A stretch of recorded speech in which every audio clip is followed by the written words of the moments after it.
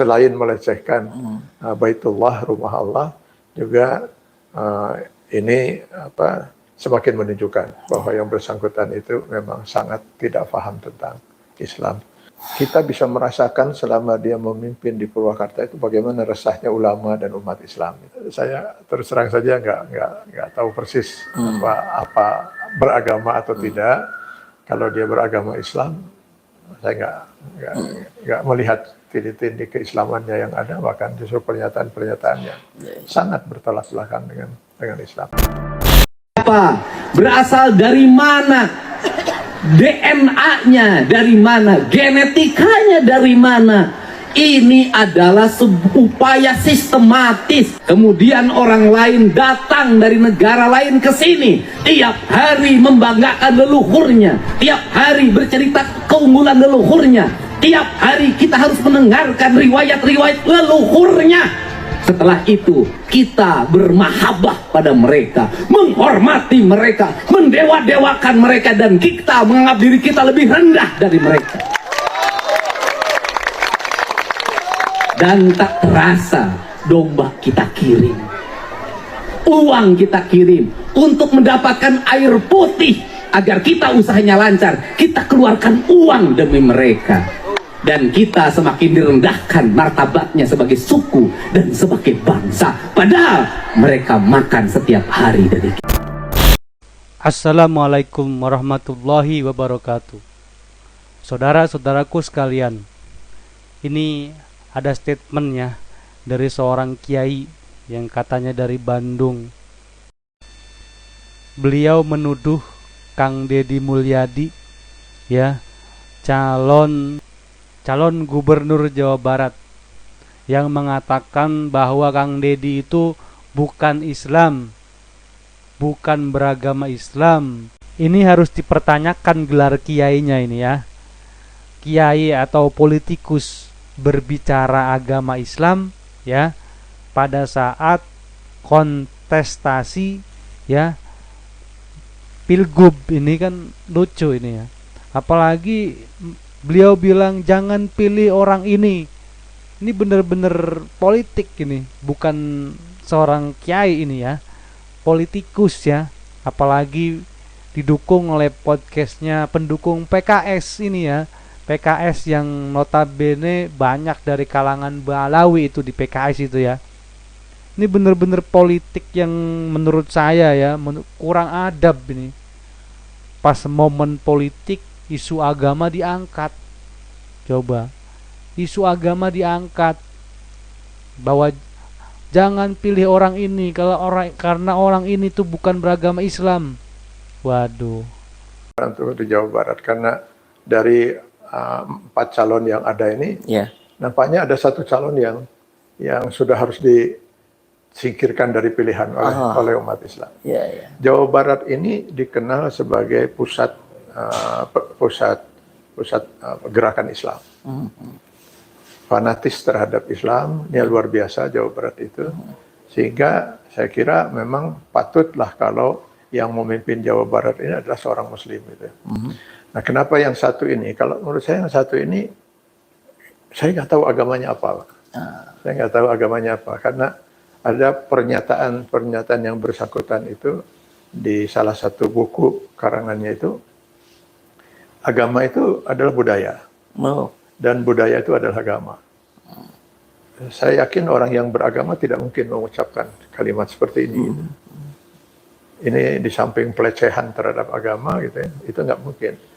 Agama itu wahyu dari Allah, gitu. Sedangkan budaya itu adalah sesuatu yang berkembang dalam kehidupan sebuah masyarakat. Menyamakan wahyu dengan budaya itu sudah keterlaluan itu. Sehingga saya merasa ragu dan bertanya-tanya, apakah orang ini beragama, gitu, ya. Andai kata misalnya dalam KTP-nya tertulis agama Islam misalnya, itu pun nggak masuk akal, gitu. Karena seorang Muslim tidak mungkin dia akan melecehkan agamanya, ya. Nggak mungkin rasanya ada seorang Muslim lalu dengan sengaja dia melecehkan agamanya. Dan yang bersangkutan ini sudah sangat sering melakukan pelecehan terhadap agama gitu. Terhadap pelecehan terhadap agama. Sehingga kalau saya nggak hilap 30 November 2015 yang lalu, para ulama di Purwakarta itu pernah mengadukan yang bersangkutan ke Polda Jawa Barat dengan tuduhan pelecehan, penistaan terhadap agama, KUHP 156A itu. Ada pelecehan-pelecehannya, pertama tadi termasuk pernyataan tadi agama itu adalah budaya, budaya itu adalah agama. Yang itu tentu saja pelecehan terhadap firman Allah Subhanahu wa taala yang kita luar biasa muliakan itu ya. Kita luar biasa muliakan firman Allah itu. Lalu disamakan dengan budaya. Terus ada lagi pernyataan-pernyataannya seperti dia mengatakan bahwa selama ini kalau kita lihat umat Islam itu hubungannya dengan Allah itu selalu secara formal gitu. Secara formal seperti sholat, formal, puasa, formal. Padahal katanya hubungan secara Allah itu tidak harus formal gitu. Hubungannya lebih bersifat percumbuan. Ini saya istilahnya percumbuan itu ya. Jadi saya teringat dengan dulu apa ini ada kaitannya atau tidak dengan sebuah aliran sesat dulu.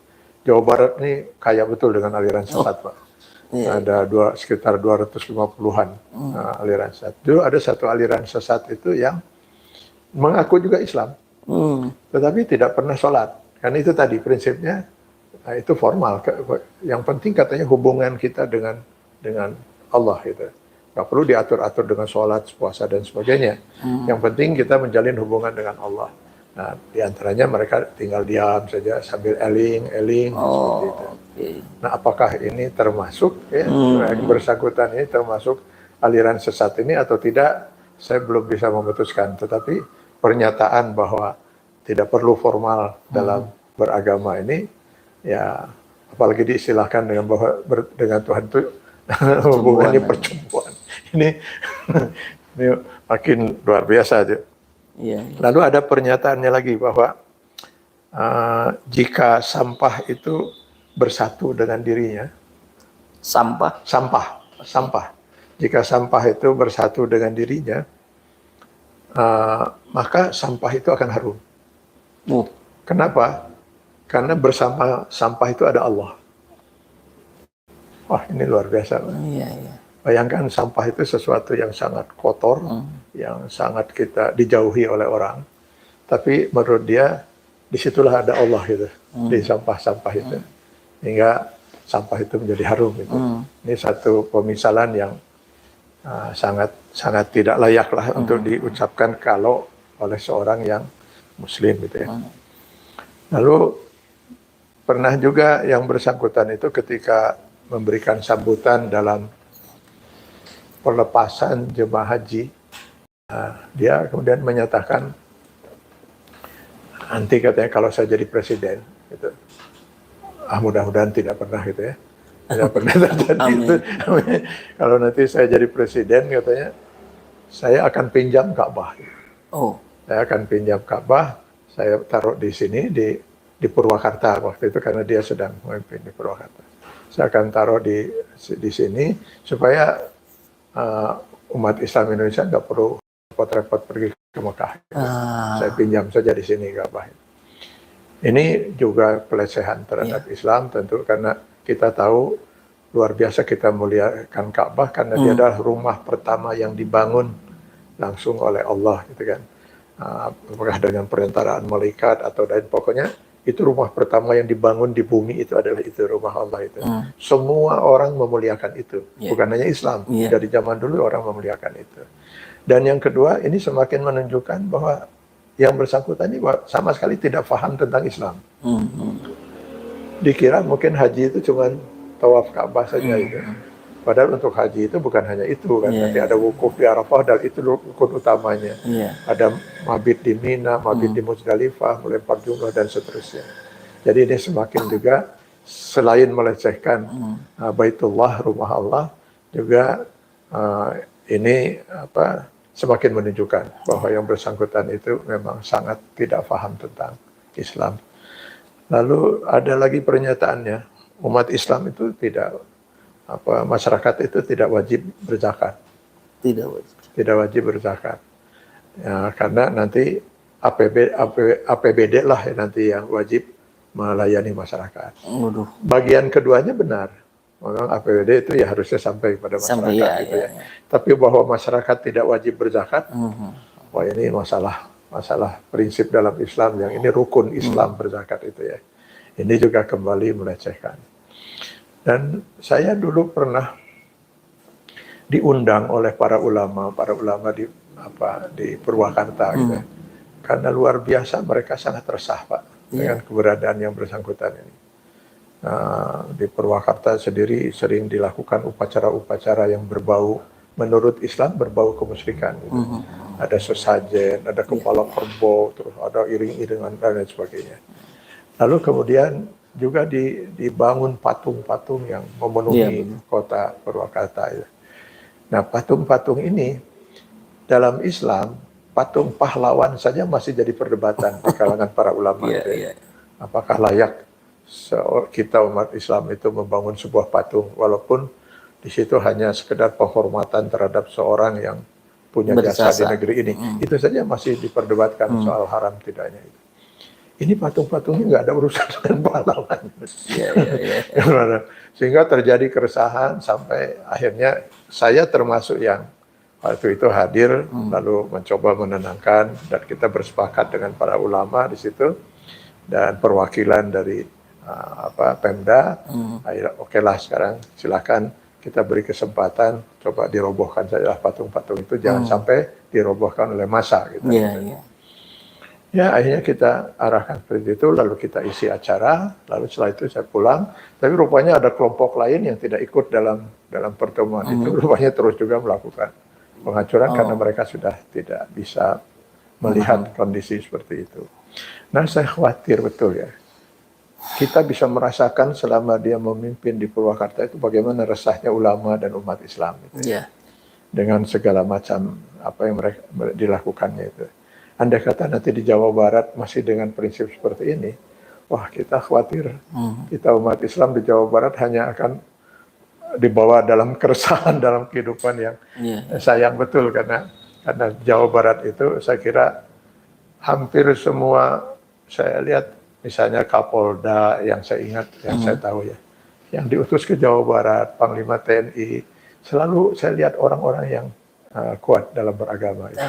Karena tentu pihak Kapolri, pihak TNI pasti akan mempertimbangkan ini Jawa Barat loh. Di Jawa Barat itu sangat luar biasa kental keislaman masyarakatnya, itu keislamannya.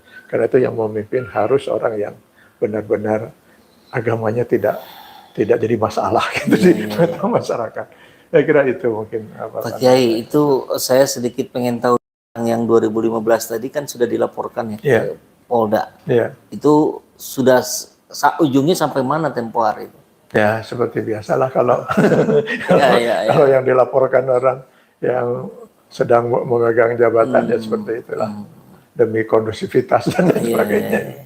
Tapi ya sebenarnya laporan itu sudah sangat jelas. Bahkan dulu MUI juga sudah pernah mengeluarkan fatwa kalau nggak salah 2008 waktu dia menyamakan seruling dengan Al-Quran. Artinya ketika saya bisa lebih merasakan kekhusyuan ketika mendengar seruling daripada ketika membaca suci Al-Quran. Ini memang kalau menurut saya terus terang saja nggak tahu persis apa beragama atau tidak. Kalau dia beragama Islam, saya nggak melihat tindi-tindi keislamannya yang ada, bahkan justru pernyataan-pernyataan yang sangat bertolak belakang dengan Islam. Nah, selalu dihubungkan dengan budaya, budaya Sunda.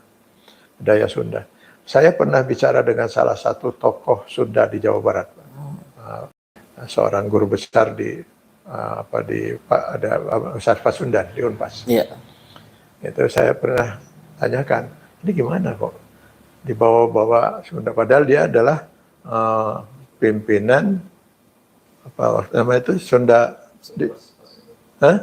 Sundawani atau bukan di Sunda itu ada paguyuban Pasundan, Jawa Barat. Nah, beliau ini sang profesor doktor ini, dia ketuanya, ketua paguyuban itu. Saya tanya, Pak, saya bilang, ini gimana dengan yang bersangkutan ini? Benar ini budaya Sunda seperti ini? Oh, ngaco itu.